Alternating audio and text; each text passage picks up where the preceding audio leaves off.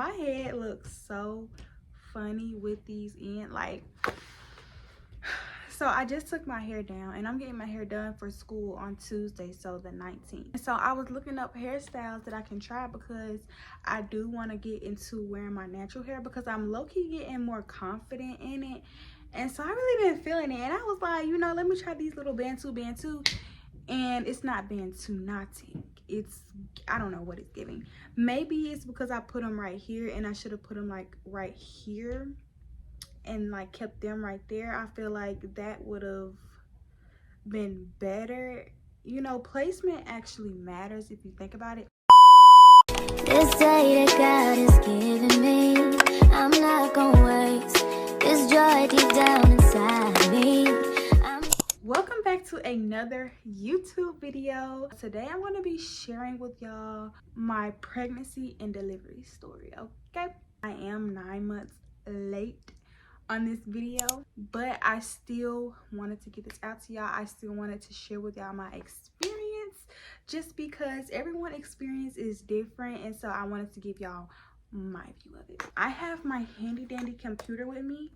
I ended up writing everything down that I could remember off the top of my head because I wanted to be very detailed for you guys and I didn't want to forget anything. And I record on my phone, so I ended up using my computer to give y'all the details. So in today's video, I'm basically going to be telling y'all my pregnancy story, everything that I experienced, things that I learned, and I'm going to be giving y'all my delivery story, and I'm also going to be giving y'all how motherhood is basically going for me right now and just everything that I've been learning. If you're new here, hey girl, hey, my name is Mia. Welcome to my channel. I am 19 years old. I'm currently in college, and I also have a 9-month-old baby girl. And if you're returning, then hey, I missed you. How are you doing on this lovely night, day, morning, whenever you're watching this? I kid y'all not, this pregnancy weight literally fell off, which I didn't get that big when I was pregnant. So I guess we can start with how I found out that I was pregnant. During this time, I was very lukewarm. I was on my walk with God, and I did consider myself a Christian, but I was not living that Christian lifestyle. I found out on Easter. I hadn't come on my period that whole month, and I was talking to my cousin, and I was like, have you came on your period yet? And she was like, no. So I was like, okay, I'm in the clear because usually I come on my period close to the end of the month anyway. So then the day when she told me, she was like, I started my period today, I was like, I have to go get a pregnancy test because I have not started my period yet. I ended up sending my cousin in there to get the pregnancy test for me because I didn't want anyone to see me get the pregnancy test. I didn't know who was in there, and I'm just like, you know, I'm gonna just send her because no one was to expect her to have a baby. Come back to the car, me and her, we go to my cousin's house, and I go to the bathroom and I take a pregnancy test, and it immediately popped up as positive. And so I'm looking at it and I'm like, oh my goodness. So I go out to the car and I'm just sitting here like thinking, I'm in my head, I'm like, this can't be. I said maybe it was just a false. So I go back in there and I take the other one. So I come back to the car and I just start crying, y'all. It was so many emotions that I was feeling. And so then my cousins came to the car because usually I be in there and we be laughing and chatting. So they like, you know, where is our girl? So they come out there and they're like, honey, what's wrong? And I'm like, I'm pregnant. Yeah, I'm sorry. It's so funny when you look back at it because it's like, girl. Anyways, yeah, so I'm sitting there crying and I'm basically telling them that I'm pregnant. Yeah, that's how I found out I was pregnant. And it was crazy because I thank God. Let me just testify really quickly. Prom night, I was on the way home and I was driving and I was drinking that night for one, and I was also just very tired on the way home. And where I was coming from, it was a pretty good distance. It was like 10 minutes maybe. And so I'm driving and y'all, I fell asleep on the wheel. And I remember waking up and I'm just like immediately just turning, and it was literally a ditch right there. And God, when I tell y'all, God had control of that wheel and I didn't even know it, but God kept me that night. Because if y'all would have seen how close I was to the ditch, like, my God truly is a keeper, and he knew that I was going to have this baby. And this was me the day after. I'm gonna put it somewhere on the screen. One thing that I wish that I would have done differently is kept my pregnancy a little bit more private, because the people that I trusted with the information ended up basically telling other people, and the word spread. And at this time I was still in high school. It was my senior year. I was finishing high school out, and word was just getting around. People was asking questions, and I'm like, you know, how would you know if you didn't hear from anybody? So yeah, that's one thing that I wish I would have kept to myself. And I really enjoyed my pregnancy. I did go through a lot of emotions during my pregnancy. Overall, my pregnancy was really good. I actually enjoyed pregnancy. And another thing that I regret is I wish I would have took more pictures when I was pregnant. I literally have 0 pictures posted. Part of it is because I didn't want people to know that I was pregnant, and another part of it was kind of a little bit of insecurity. I was insecure about my nose a lot. I was insecure about my skin for a point in time, because baby girl tore my skin up. It was really bad. Now I'm just gonna get straight into basically the whole delivery process. I got the dates for y'all. We pulling out dates, baby. I wasn't playing.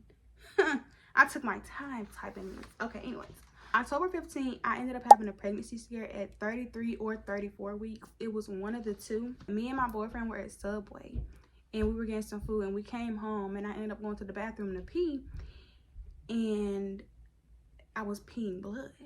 And when I saw that in my head, I'm like, I can't be having a miscarriage right now, because I feel like I'm too far along. So I immediately just like held on to my faith right in that moment, and I ended up sharing with him, like, we got to go to the hospital because I'm peeing blood. And I ended up calling my pastor as well, and so she was praying with us too.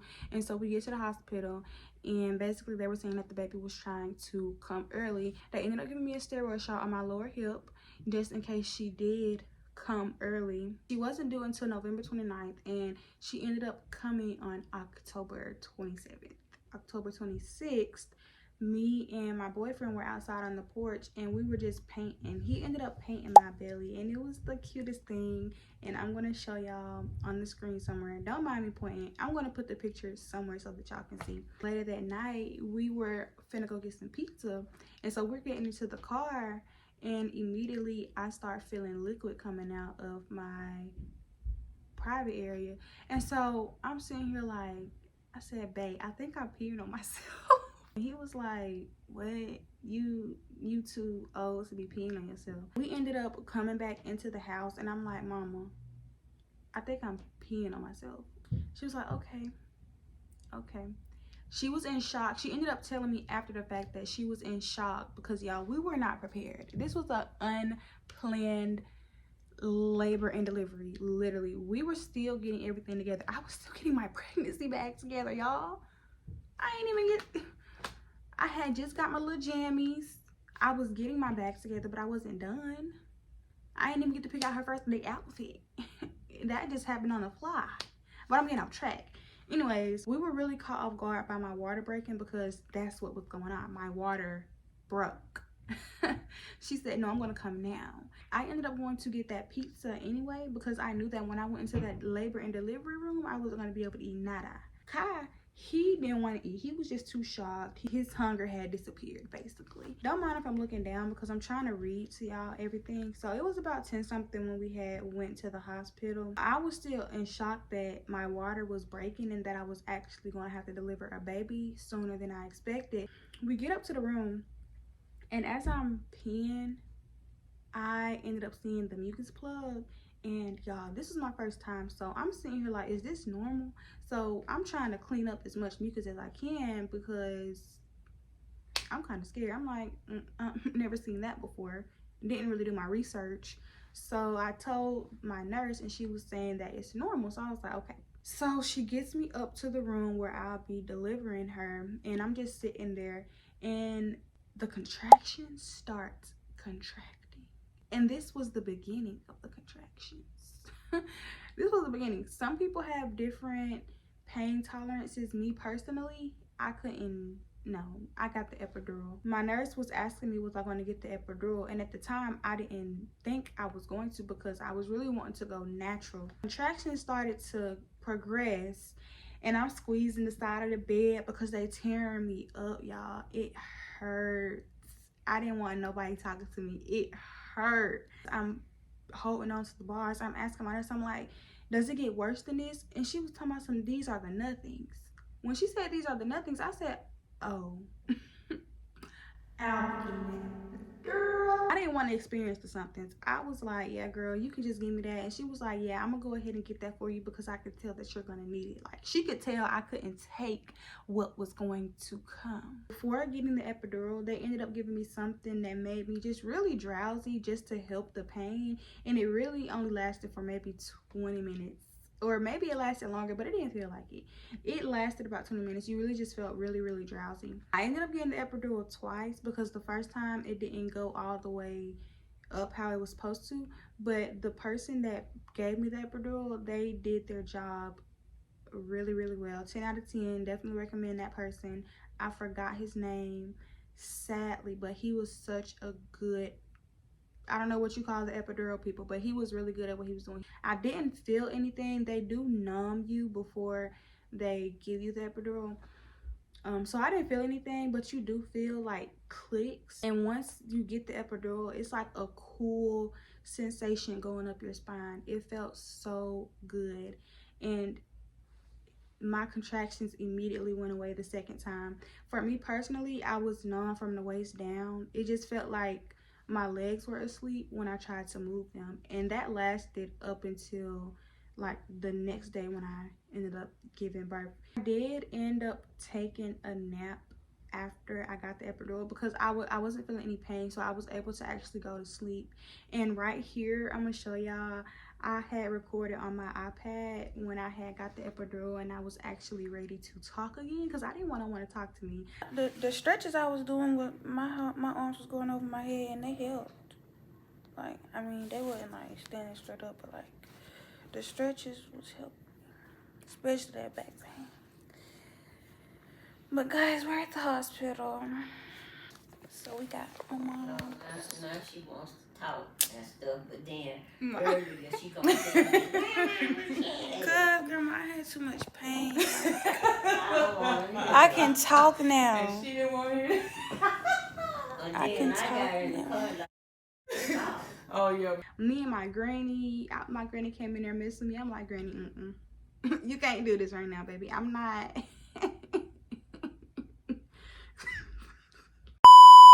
So after that, I felt good. I was cheerful. I was chatting it up with my girls, with my man.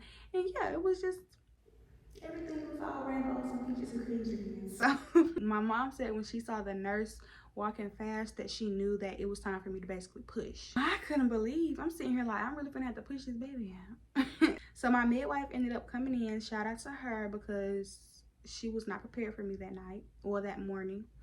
And so she was basically saying, she basically was telling me to push. It took about 3 pushes and I did tear, and I didn't feel any like pain when I was pushing, but I did feel pressure. And as I was pushing, it was like the breath was took out of me. So say you trying to push something, it felt like I was pooping. So I'm trying to push something out really, really hard, and then I have to like catch my breath again. That's kind of how it was for me. Makai, my boyfriend, ended up having to hold my legs up because they were numb, and the things that hold my legs up weren't working. And they wanted me to hold my legs, but my legs were heavy. So they wanted me to hold my legs and push, and it just wasn't gonna happen. After I ended up pushing for the 3rd time and she came out, they wiped her off, and when they laid her on my chest, I literally immediately started crying. I don't know why. I didn't feel any pain. Maybe I felt a little overwhelmed. Like, I don't know, y'all. But they were definitely happy tears. My dad had just got off work. Again, this was a very random labor. This was not a timed appropriately labor. That didn't even make sense. But anyways, he ended up coming. It was like 4 or 5 in the morning that he ended up coming. And he was just like, this is crazy. By the look of his face, he didn't say that, but you could tell he was shocked. And I'm just like, this actually happened. But baby girl came out weighing 5 pounds 7 ounces and 19.5 inches, and I had her October 27th at 4:52 in the morning.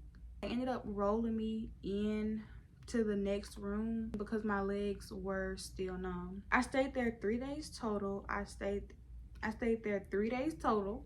I stayed there 2 days after giving birth. So while I was staying there, the nurses did come in and kind of help us out a little bit. They would get her for a little and do what they needed to do with her. And then they would bring her back, and everything was just very helpful. It was different when we got home because it's like it's just me, her, and him, and we're all just like, this is our family. I remember, guys, one night when I was in the hospital, I felt so bad, but I am such a heavy sleeper. Don't judge me, guys, okay? I'm sharing this. I don't know if this has happened to any of you guys, mothers or whatever, but I remember I was sleeping and it was about 3 in the morning, and the nurse came in, the baby nurse, and she ended up waking me up. She ended up looking at me like, girl, your baby crying. Is you finna get up? Like, do you not hear your child? And I was like, oh my goodness. And so I ended up getting her. And I felt so bad. But the next night I actually got up and she was shocked. She came in and she was like, hey girl. Yeah, girl, I'm up this. Because yeah, the night before, I don't know, it took a lot to adjust to parenthood. And I had to stop being so hard on myself because I was a 19-year-old mother. Still 19 years old though. But I am a 19-year-old mother. You don't have it figured out. It's okay. You're going to make mistakes. She did come out and they laid her on me. I know a lot of people say like things like they immediately bonded and stuff like that, which I can't relate.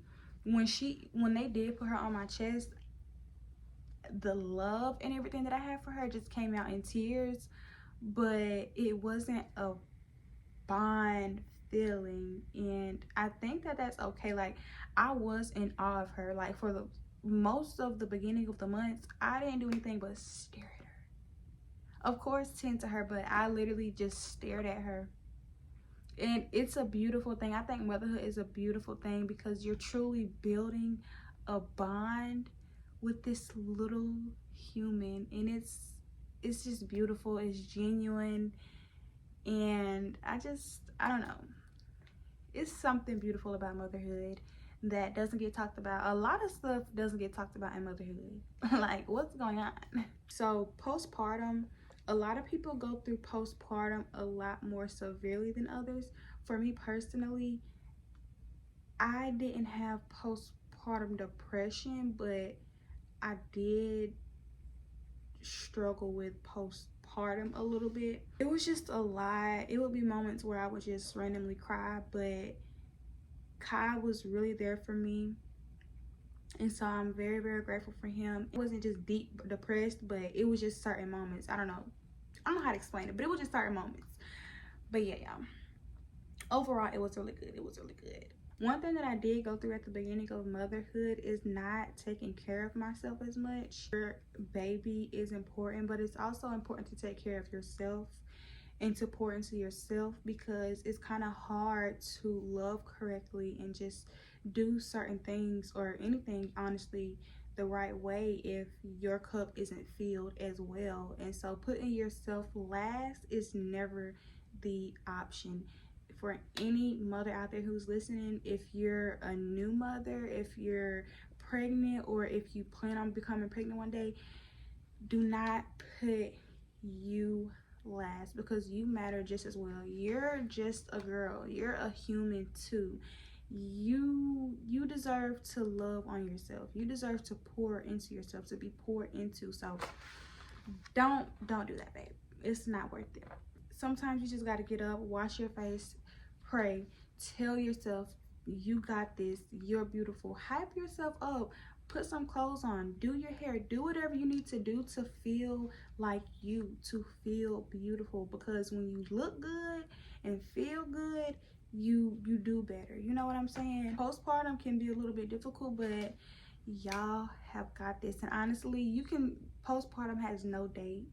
So just keep going, girl. Keep your head up. keep your face on God. Stay at the feet of Jesus, especially in this postpartum season, because it's not easy and you can't do a lot of you really have to depend on Jesus to do a lot of things, because where you're weak, he is definitely stronger, and you're going to need the strength that only Jesus Christ can give you. I ended up trying breastfeeding, and I did breastfeed for a couple of months, but it was hard for me, so I ended up just going straight to bottle. I was doing breast and bottle, but producing milk was definitely a struggle and hard, and I really needed her to eat, and she was tiny, so I really wanted her to be full and everything. So I did end up stopping breastfeeding, just because that was a real struggle for me. Everyone's body is different. If you're not producing the milk that you want, do not beat yourself up about it, because again, you're trying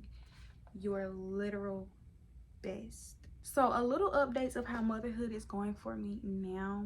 I'm getting a lot better at adjusting to being a mother.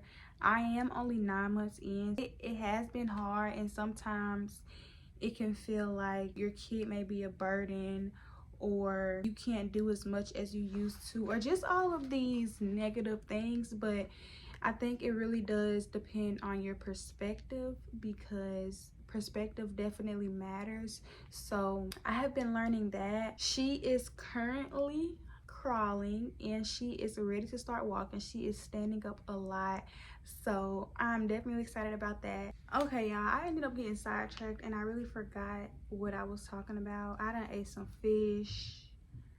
My mom and my brother came in, so y'all, I just needed to come and make this outro really quickly for y'all. I hope that you guys enjoyed this video. If you did, please leave a like, comment, and subscribe, and I cannot wait to see you guys next time. I hope that you guys have a wonderful day, night, or morning, whatever time you guys are watching this, and make sure that you include God in your day some way, somehow. Love you guys. Bye.